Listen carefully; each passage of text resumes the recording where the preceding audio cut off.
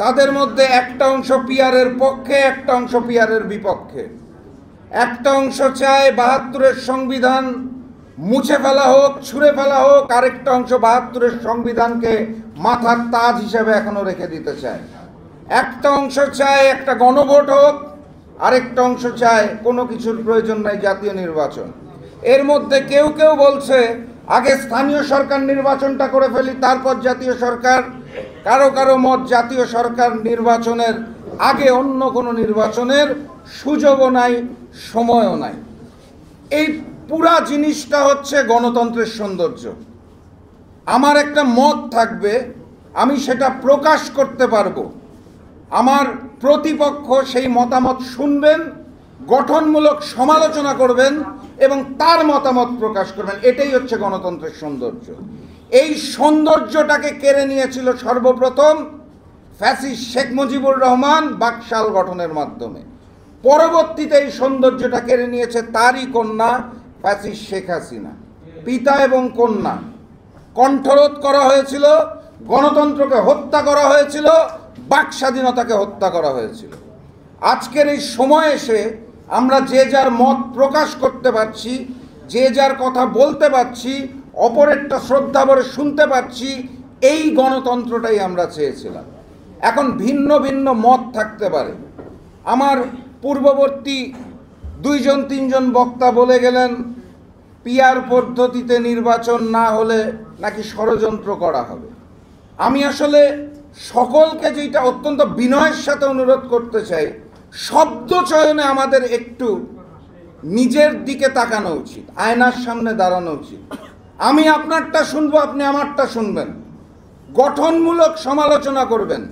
শব্দ চয়নের দিকে খেয়াল রাখতে হবে, কারণ আমরা কেউ কারো প্রতিপক্ষ নই। আমরা হচ্ছি সেই শক্তি যারা 5ই আগস্টের আগ পর্যন্ত কাঁধে কাঁধ মিলিয়ে একসাথে রাজপথে ছিলাম ফ্যাসিস্ট হাসিনার বিরুদ্ধে, আওয়ামী লীগের বিরুদ্ধে, ভারতীয় আধিপত্যবাদের বিরুদ্ধে। আজকে নির্বাচনকে সামনে রেখে যখন শব্দ চয়নে আমরা একে অপরকে শত্রু বানানোর চেষ্টা করছি এবং বিভিন্ন শব্দের মাধ্যমে একে অপরকে আঘাত করার চেষ্টা করছি, সেই সময় আমাদের মধ্যে একটা দূরত্ব সৃষ্টি হচ্ছে এবং এই দূরত্বটার সুযোগ নেবে হচ্ছে আওয়ামী লীগ। এই দূরত্বের সুযোগে মেজর সাদিকরা জন্ম নেবে, যারা বসুন্ধরায় বসে গেরিলা ট্রেনিং দেবে। সাদিক সাহেবের স্ত্রী কোঅর্ডিনেট করবে, দিল্লি থেকে অর্থ আসবে, অস্ত্র আসবে, নতুন করে গেরিলা হামলা হবে, আর আমরা ক্ষমতার লোভে নিজেরা মারামারি করতে থাকবো। এই জায়গাটা একটু সংযত হতে হবে। একটা মানুষ পিআর পছন্দ করতেই পারে, তার ব্যক্তিগত অধিকার আছে। আরেকটা মানুষ পিআর পদ্ধতি পছন্দ করবে না, সেটাও তার ব্যক্তিগত অধিকার। কিন্তু কোন পদ্ধতিতে নির্বাচন, এইটাকে সামনে রেখে যখন আপনারা কাদা ছোড়াছুড়ি করবেন, একে অপরকে গালাগালি করবেন, এবং আমি অন্যান্য নেতৃবৃন্দকে বিনয়ের সাথে বলতে চাই, আপনাদের শীর্ষ পর্যায়ের নেতৃত্বের দিকে তাকিয়ে দেখেন, কেউ একে অপরকে গালাগালি করছে না। আপনারা মাইক পেলে এই জাতীয় শব্দ ব্যবহার করা শুরু করেন। নীল নকশা চলছে, ষড়যন্ত্র চলছে। কেন ষড়যন্ত্র? তো বাংলার মাটিতে আওয়ামী লীগ করেছিল। ষড়যন্ত্র হয়েছিল দিল্লি থেকে, পরিচালনা করত র। আজকে একটা জাতীয় নির্বাচন সামনে, কে কার আগে ক্ষমতায় যাব, এই কারণে আমরা উন্মাদ হয়ে নিজের ভাইকে আজকে ধাক্কা দিয়ে সরিয়ে দিচ্ছি। শেখ হাসিনার আমলের পুলিশ যখন গুলি করত, দেখে করত, তুমি বিএনপি, তুমি জামাত, দেখে দেখে গুলি মেরেছিল।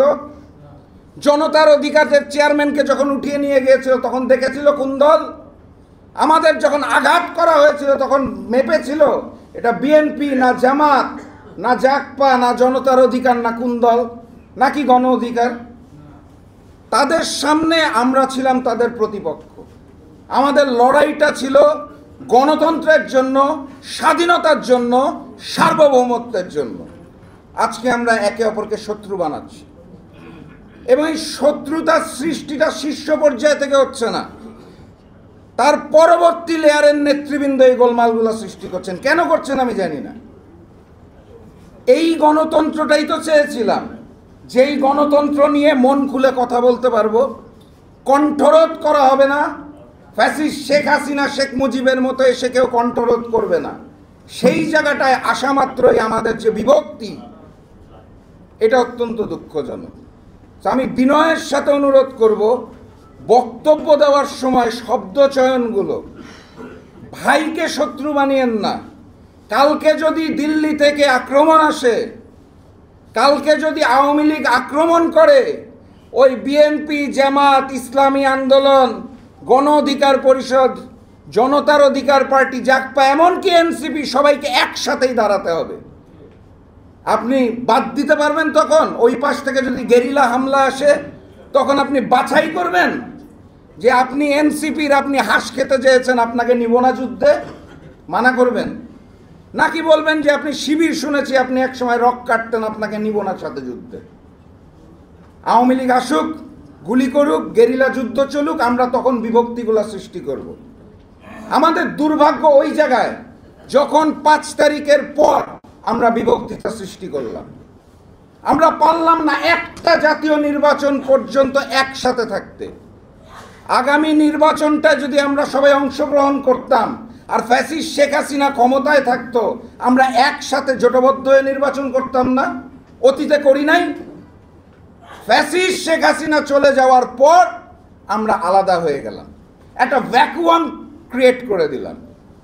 আমরা তো পারতাম সবাই একসাথে থাকতে, একসাথে আগামী জাতীয় নির্বাচনটায় অংশগ্রহণ করে একসাথে 5 বছর দেশটাকে সংস্কার করা, রাষ্ট্রটাকে মেরামত করা এবং আওয়ামী লীগকে চিরতরে নিশ্চিহ্ন করতে পারতাম।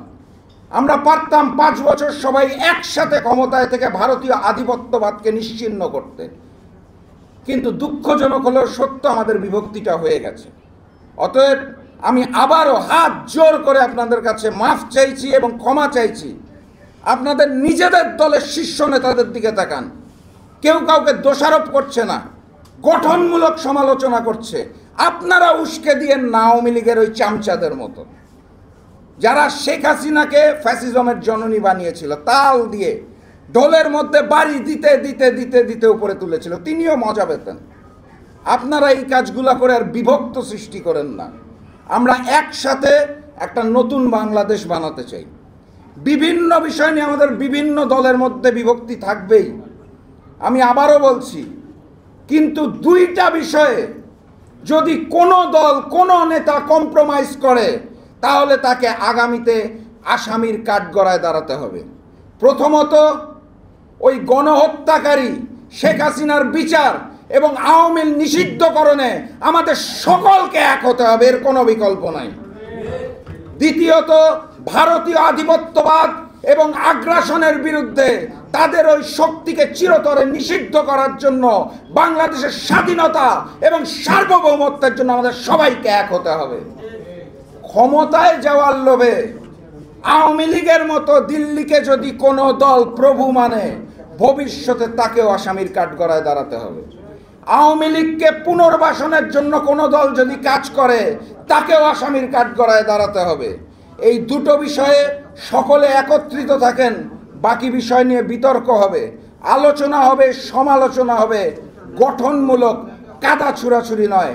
আগামী দিনের সেই স্বপ্নালী বাংলাদেশের স্বপ্ন রেখে এবং জনতার অধিকার পার্টিকে 5ম প্রতিষ্ঠাবার্ষিকীর আবারও শুভেচ্ছা জানিয়ে আমি আজকের মতো বিদায় নিচ্ছি।